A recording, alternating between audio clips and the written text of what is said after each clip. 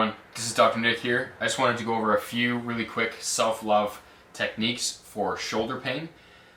Typically I don't recommend to patients that they smash anything ever. At this point we're just looking at tools to kind of relieve a little bit of pain and discomfort that you have when you were at home. But we are not creating any real functional or structural or neurological changes in any soft tissue with any of the techniques that I'm going to show you. Okay, so the first technique I'm going to show you is just using a regular lacrosse ball. Now this is a pretty hard ball. You can use any ball at home. I recommend that you start softer and progressively work your way up into harder structures or harder balls. But what I want to do is I want to take this ball here, and I just got this at a local Canadian Tire, and I want to put it right at the seam of my t-shirt, kind of right where my armpit meets the rest of my shoulder. I'm going to put that underneath there. I'm going to slowly kind of roll my body weight into that spot. Now there's two muscles that I'm targeting roughly here. I'm working on the infraspinatus and the teres minor. Now these muscles are very important in rotator cuff pain, and it'll also play a role in a variety of other shoulder impingement problems. There's other structural things that we look at on a regular basis. But to target these muscles, I want to get on that spot, and you'll know when you're there, okay? I don't want to put all my body weight forwards at once. I want to slowly progress my weight into that spot.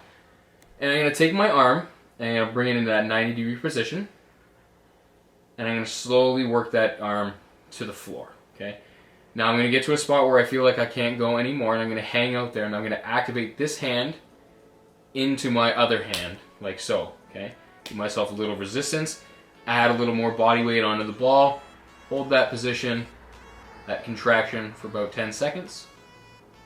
Then I'm going to relax and bring my arm to the next barrier, slowly work my body weight a little more into that sore spot.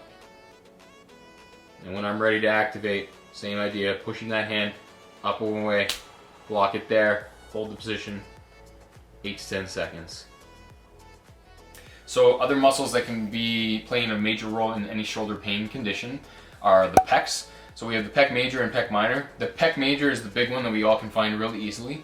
The pec minor is roughly about an inch below our collarbone, dead center, okay? So you're going to find a spot there that's going to be pretty sore. Okay, so I'm going to take my ball, and I'm going to lay flat on my back. I'm going to close my chest down so I make this muscle very short.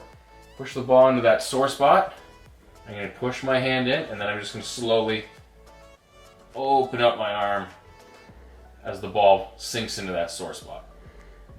I want to explore all different ranges here, different angles, until I find one that really lights me up, and I might do it through a few more passes in that range. Now if you can tolerate a little more pressure, you can also put yourself in that doorway stretch position, put the ball in the sore spot, and slowly progress your body weight forwards onto the ball. My hand is already outstretched in that passive position. Again, I'm looking for sore spots, find those spots, and just let the body sink over top of it. Okay, so the last muscle I want to show you a quick release technique for is the upper fibers of the trap. This is the big guy up here that we all work on all the time. Always gets stiff when we're sitting at computers for too long. You take that ball again on your back. You're going to roll up, put it right in that center of that muscle, in the big middle of the triangle shape, if you will. Okay? And again, slowly working more of my body weight onto that structure. When I find a sore spot, I'm just going to hang out there for a couple of seconds. Okay?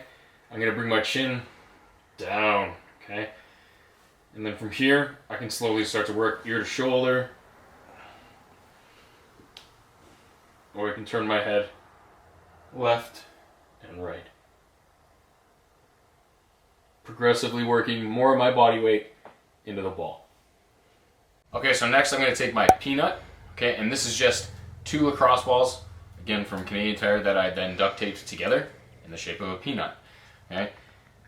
This one I want everyone to be real careful with, okay, because I am going to be putting this near my spine, but I'm not putting this on the bone, okay? This soft spot in the middle where there's actually no ball, just tape.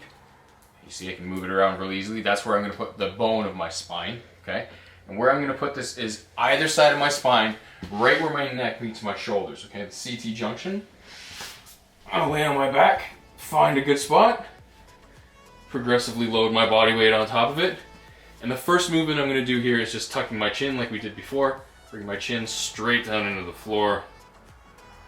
Okay. Parallel with the floor. Really getting that double chin almost action. Okay, I'm getting extension through my upper thoracic spine. Move it down. Do a few more. And if I want, I can bring in the shoulder itself, retract the cervical spine, and kind of bring the arm up and overhead. A few on the left, both hands. Okay, so the last muscle that I want to target in this self-release series is the subscapularis. And this is the big dog for most shoulder pain conditions, especially regarding the rotator cuff and any sort of impingement problem. So how I want to target this is I want to pin my shoulder blade down. So I'm kind of laying on my shoulder blade. I'm not quite on my back, I'm not quite on my side. I'm going to bring my arm up overhead, okay? And I'm going to find the outside edge of my armpit, okay? From there I'm going to just take a soft contact, whether my hand, you can use a lacrosse ball. If you happen to have a so-right, these work really great for this. There's handles on the inside. I can pin that muscle to the floor. I'm going to take my thumb, pin it down, and just open up as if I'm bringing my thumb in an arc pattern over my head. Beautiful. I'm right in the bottom of my armpit here. Again, what's really important is this should never cause any numbness or tingling in my hand. If I get a cold feeling in my hand or anything like that, I stop right away. This might be my new favorite thing. As always, guys, thank you so much for watching. If you did like this video, please give it a thumbs up and click subscribe, and we will see you guys next time.